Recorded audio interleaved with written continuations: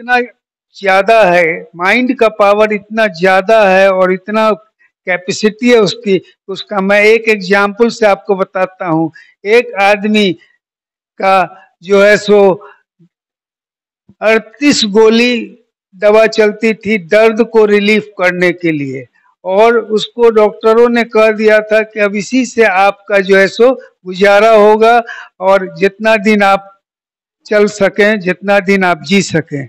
उसके बाद उसने एक लिटरेचर पढ़ा कि इंडोर्फिन एक हार्मोन होता है जो हमारा पेन किलर होता है। इंडोर्फिन, इंडोर्फिन जो है सो रिलीज होता है जब आप खुश रहते हैं, जब आप अच्छे माइंड में रहते हैं। उसने क्या किया कि एक रूम को बुक किया, अकेले रूम में जो है सो खूब हंसता था। धीरे धीरे देखा कि उसका दवा का डोज कमने लगा, और जो है सो फिर वह कुछ वीडियो और कुछ कार्टून वगैरह देखने लगा उसी रूम में। और फाइनली जो है सो उसको दवा की जरूरत नहीं हुई, उसका सारा दर्द उसके माइंड पावर से वो ठीक हो गया।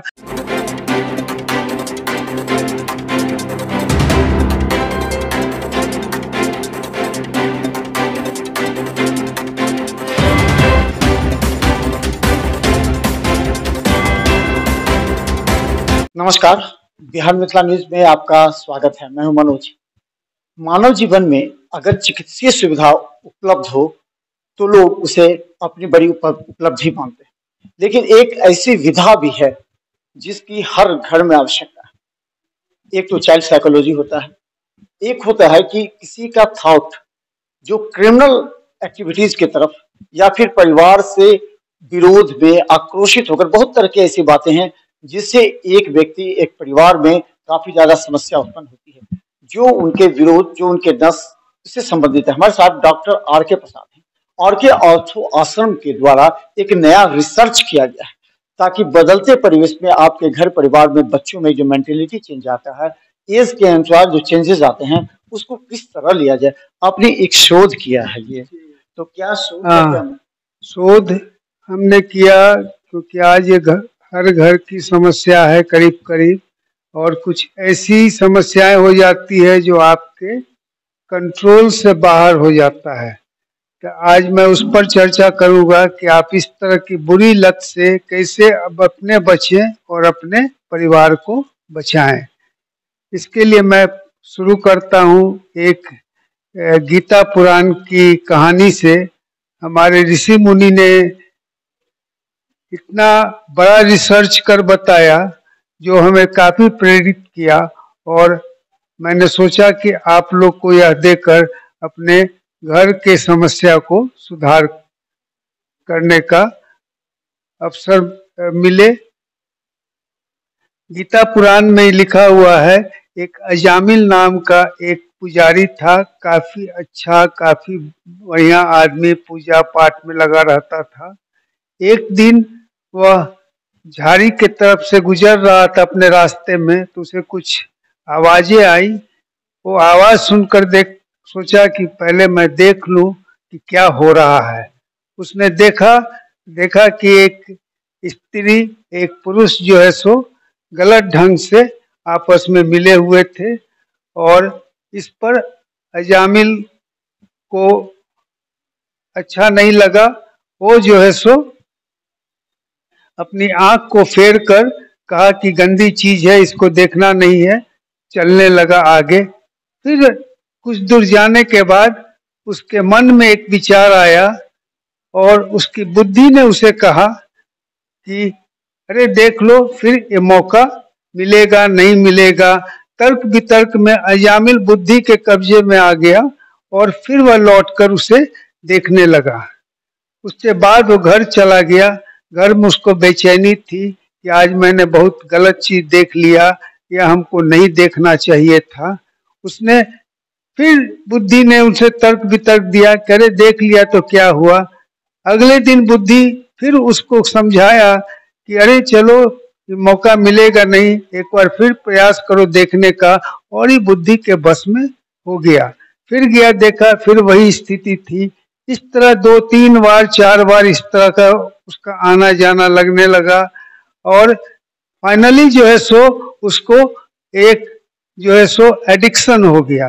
देखने का एडिक्शन हो गया और वो उसके बस में चला गया, बुद्धि के बस में चला गया और बुद्धि जो है सो उसको आपके ब्रेन में, उसके ब्रेन में डाल दिया। जिस पीनियल बॉडी एक ब्रेन में ग्लैंड होता है जो आपके भावना से जुटा रहता है।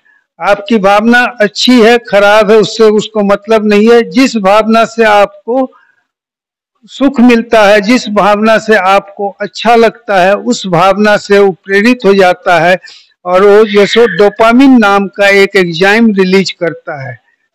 अब वो प्रभावित हो गया उससे और उसके बस में वो रहा नहीं। पीनियल बॉडी अगर चला गया, इसलिए कहा जाता है कि 3 आंख आपके होते हैं, एक दृष्टि देखने की होती है, एक बुद्धि होता है, तीसरा जो है सो पीनियल बॉडी ब्रेन में जो रहता है वो होता है। इस तरह का उसने एक दिन सोचा कि क्यों ना मैं भी उस काम में लग जाऊं। इसने सोचकर घर से आया और वो जब लड़की और वो लड़का दोनों अलग अलग जाने लगे तो उसने लड़की को बुलाया और कहा कि तुम हमारे साथ भी वैसा ही संबंध बनाओ जो उसके साथ तुमने बनाया है। लड़की सहज तैयार हो गई क्योंकि वो वैश्या थी, उसको पैसे से मतलब था।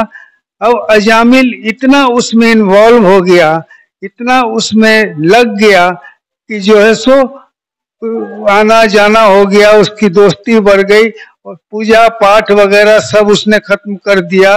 वो भावनात्मक रूप से उससे जुट गया और वो लड़की जो है सो अपना डिमांड बढ़ाते गई और धीरे धीरे उसने अपने सारे धंधे को बंद कर दिया।